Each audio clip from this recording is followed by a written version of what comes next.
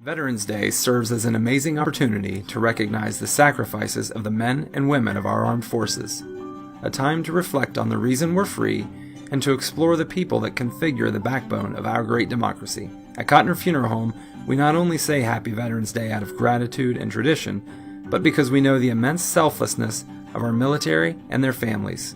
So on this Veterans Day, we've gathered stories from those closest to us, including my own memories about my father. Right. My name is Craig Saylor. I was a U.S. Army, 3 years, Spec 5.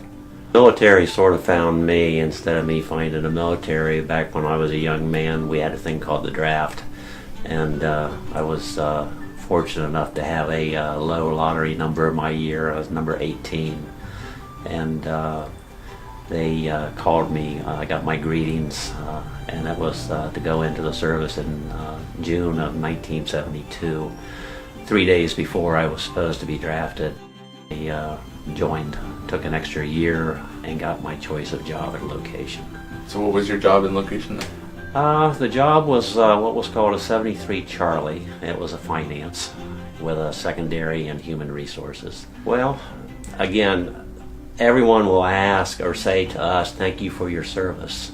My response back to that is, it's been my honor to serve. So I would say that to anybody. It's an honor to have served in the military. Dad joined the Navy when he was a couple years out of high school, and he just wanted an opportunity to serve, and so he went. He was on a destroyer, got to travel the world, and it was a really cool experience that he would always talk about, and he shared a lot of those details of, kind of where he went, what they saw. Fortunately, he was never in any battles, any conflicts, but it was still a great opportunity that he had to be in the Navy and serve the country. He had very clear memories of when Pearl Harbor had been bombed, and he talked a lot about that, of walking from church, and he remembers the day that happened, and he talked about that with us as we grew up. I think that had a big impact on him. I think that he wanted to make sure that the first opportunity he could to serve, he wanted to join and be part of the military. He just had such a great respect for the country, a great respect for the people who he knew were serving the country, and a lot of that started from when he was young. And so I think that just admiration and respect of our country and for others who had served encouraged him, that he said there's no question that he wanted to be a part of that and wanted to serve the country at that time.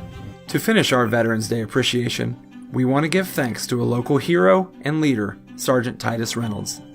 Titus is honored on the mural on the exterior of our building, where he stands alongside other veterans who've made the greatest sacrifice to protect freedom wherever and whenever it is in danger. His sister, Rachel Reynolds, shares with us the type of person Titus was and why he was a leader in and out of the Army. He knew he was funny, so he would make people laugh. He kind of was one of those carefree guys, and he was very unique. He was okay with who he was and just kind of owned it and wore that. One thing that I have to say I really loved about Titus, though, is so a lot of people kind of naturally flocked to him because of his personality, because he was really kind. But I think one of my favorite things is he didn't have a particular crowd that he liked to hang with. He was equally and genuinely as nice to the least to the greatest in society's eyes. And I actually really looked up to him for that. I really took that value into my own life. It's just simply remembering that the people that are serving are a mother or a father, a brother or sister, aunt, uncle. They are someone to someone else. There's significance to them, even a best friend.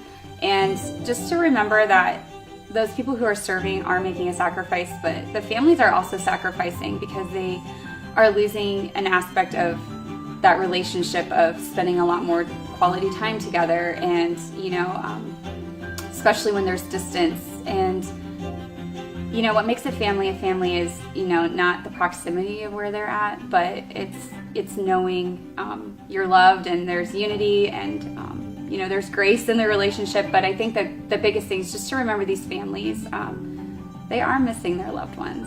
They're equally making a sacrifice.